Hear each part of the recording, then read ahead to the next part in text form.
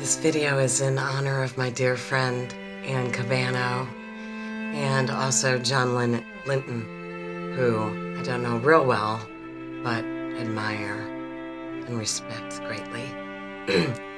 Yesterday morning, I'd just gotten in the bath, and a phone call came through from my neighbor, and I knew it had to be something important because we usually text each other. We kind of keep an eye out on each other. We're really great neighbors.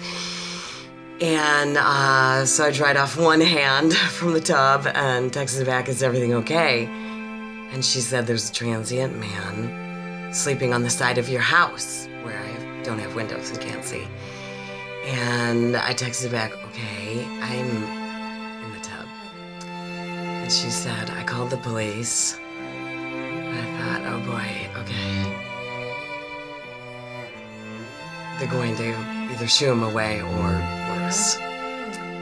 So, I thought, I have time. I'll wash and get out of the tub. I had a big day, so that's where my head was. I had clients coming in, a lot of things. And about 15 minutes later, there's a knock on my door, and I was just getting out, dripping wet, threw on my robe, sopping wet, and there's a cop at the door, and he says, "We're gonna move this guy away." And I started to say, well, can we get him services? Can we get him a mental health assessment? And the cop jumped away from my door, and I heard them yelling at this guy, "Get on your face down, hands behind your back." And I'm calling to the police officer, "Please, don't hurt him. Please, sir. Officer. And I'm in a robe. I'm not dressed. And calling from my door.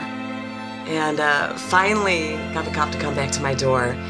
And I said, "Can we get him a mental health assessment and get him services?" And the cop said, "He went from incoherent to jumping up and squaring off with us. He's going to jail for a few days. Think about it." And I said, "Well, if that's what he did, then he's not in his right mind, and we need to get him services. He needs help." "No, he's going to jail," and he starts walking away. And I said, "Is there a report number so I can follow up? Do you know this guy?" "No, there's no report number yet." And I said, "Well, may I know your name so that I can follow up and see how he's doing?" And he yelled his name back over his shoulder. "Officer Doliak." And then off he went. And I went back inside. Sad, really sad. And thinking I'm gonna follow up. And I'm dressing, and about 15 minutes later, my doorbell rings, and it's the police officer. We're taking him to the hospital for a mental health assessment. We're not gonna take him to jail. And normally, with a day that busy, I wouldn't be thinking that clearly, but it's because I know Ann, and it's because of her good influence on me. And John and everything they're both doing downtown for the homeless people.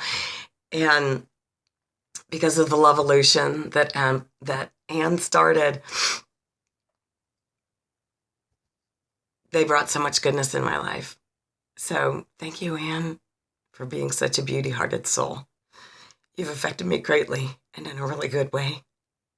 And now this young man, who, if he's sleeping on the side of the road, there's a problem. Now he's maybe getting services. So thank you. Thank you. I love you.